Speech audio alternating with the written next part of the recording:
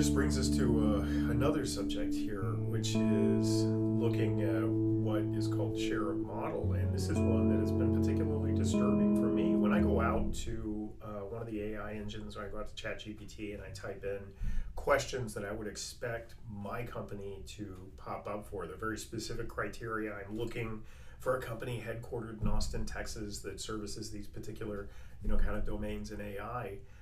We are completely invisible.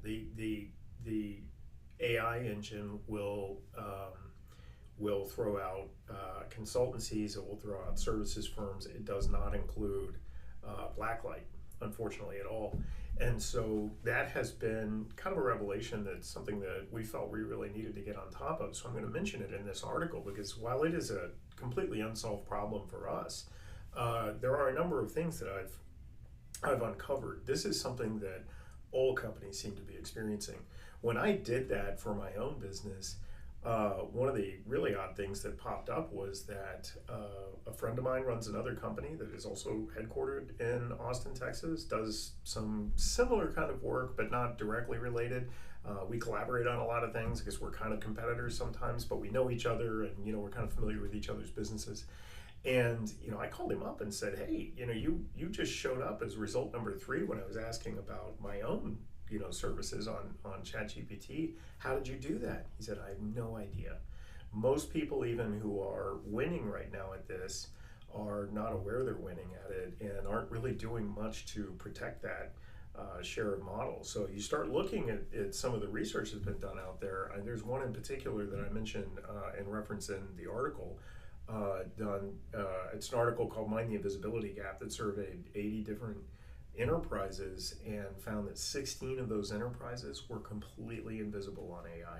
That's a full 20% cannot be found through those tools, which the article then goes on to point out an increasing share of both consumers and business users who are trying to find vendors are using. So whether you're B2B or B2C, this is serious business. On top of that, there's another article that I cite there, how to market to LLMs.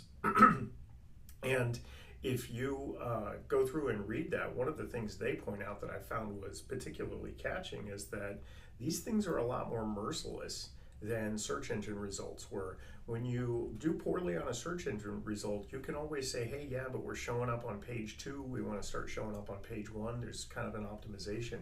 When you do poorly in AI, you do not show up, period.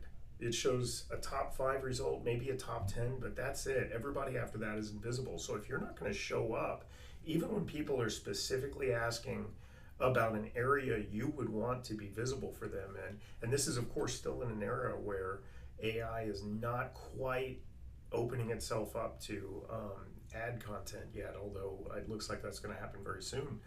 But in this era where that is the case, organically, if you do not show up on those initial results, you're invisible entirely in AI. And this is something that people are using to make real decisions, not just consumers, but like I said, business to business.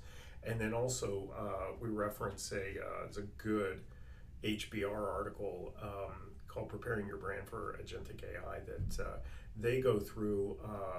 I think it's Pernod Ricard is the brand that finds that they sell a whiskey that is just regarded in entirely the wrong context. So this is a company that did show up, but is showing up in a way that is not at all the way it wants its brand to be seen. And it's a very interesting walkthrough of what they had to go through to kind of quote unquote retrain the model to see their brand correctly. Highly recommended read. We do also reference it in the article if you go read the Illustra publication. But all of this means that the share of models is something that, while it is not something directly related to how you're developing your brand voice and how you might use prompting for that content generation, I do think it's something we all need to keep in mind as we're thinking about our promotional content and the different processes we're going to be putting out to scale it, because this is very much the future in being visible in these engines so that you can be found for both consumer and business contexts.